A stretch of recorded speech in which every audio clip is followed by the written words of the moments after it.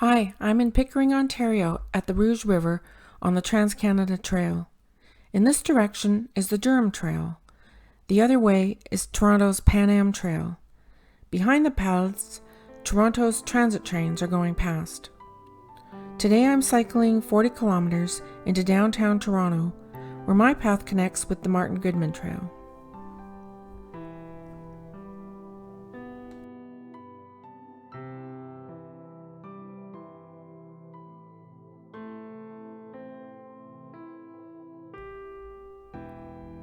The first map shows the PanAm Trail in yellow. I'm cycling from right to left. The next map shows the first 4 kilometers in red along Lake Ontario. It's a beautiful trail with sandbars and swans. This was Aboriginal territory for thousands of years.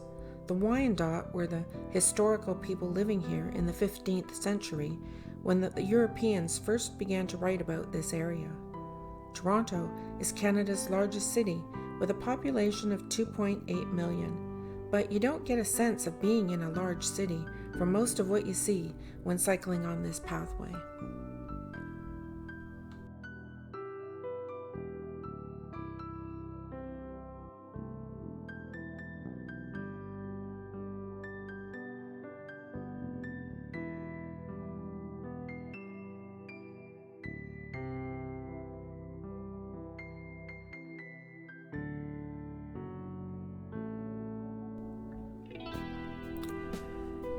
It isn't all sunshine, sand, and swans, though.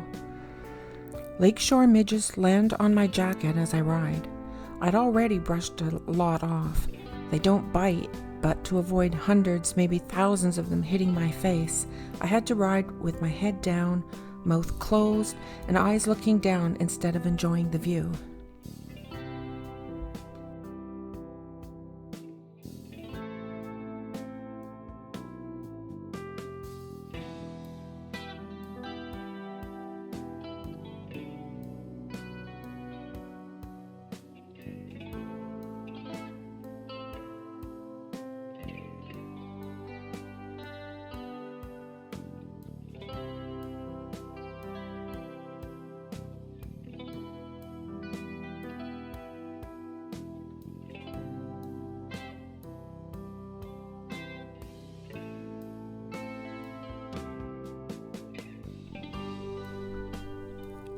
This bridge crosses Highland Creek, leaving the lakeshore path and heading up along the Highland Creek River Valley. I followed the path shown in yellow on the map for about another 4 kilometers.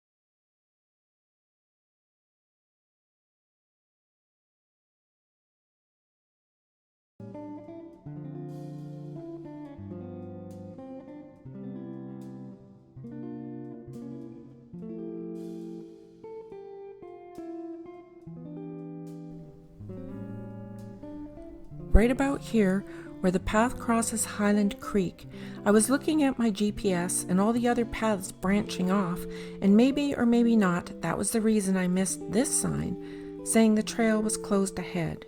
There were other people walking on the bridge, so I didn't really notice any problem until I got to where it was blocked off for construction. Where it was blocked, there was a trail connecting it to the University of Toronto Scarborough campus.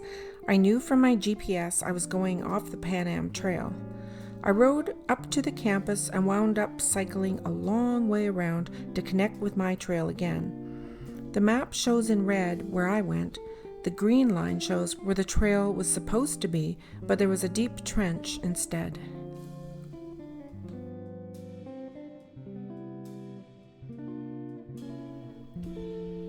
Finally back on the trail, 3 bridges crossed over Highland Creek, but after the 3rd bridge, the path was blocked again for construction, and I followed the detour along a path too rocky for my camera to film.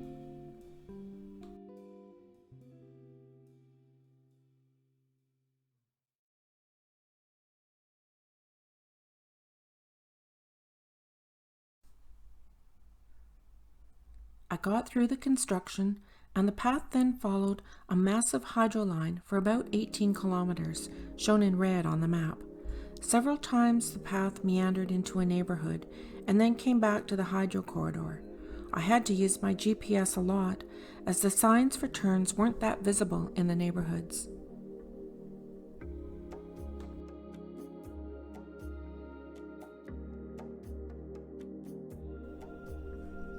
This pedestrian overpass was kind of different. It goes over the Toronto train tracks.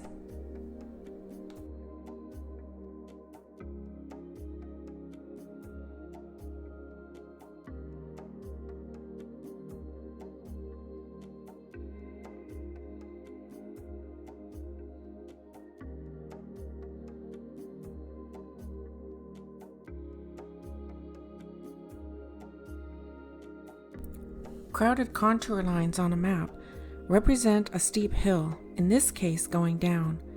I was curious what I was in for.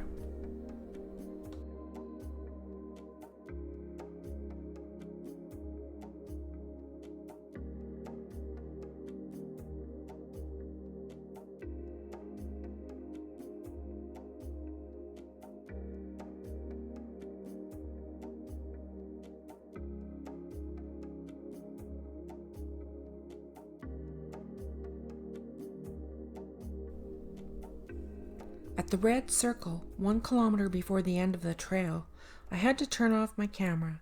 The high use of the GPS used up the same battery I used for my camera. The red arrow shows the actual end of my ride, just a few meters from where it was supposed to end and join up with the Martin Goodman Trail. That original ride was on April 8th, but I didn't like not having footage of the end.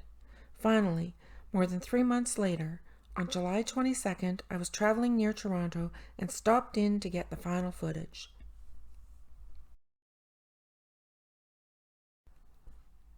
So here it is. The connection to the Martin Goodman Trail is closed until the end of 2023. The path is blocked with some cement slabs. I pedaled over to where Harry was waiting for me at the parking lot in the nearby distillery district. It takes 5 minutes on off-road paths. At the end of all our rides, we like to spend a little time enjoying the cultural side of the villages or cities we pass through. Toronto's pedestrian-only distillery district is a great place for that, and we made a separate video of this earlier in the year, and I'll post a link to it at the end of the video. Thanks for watching to the end.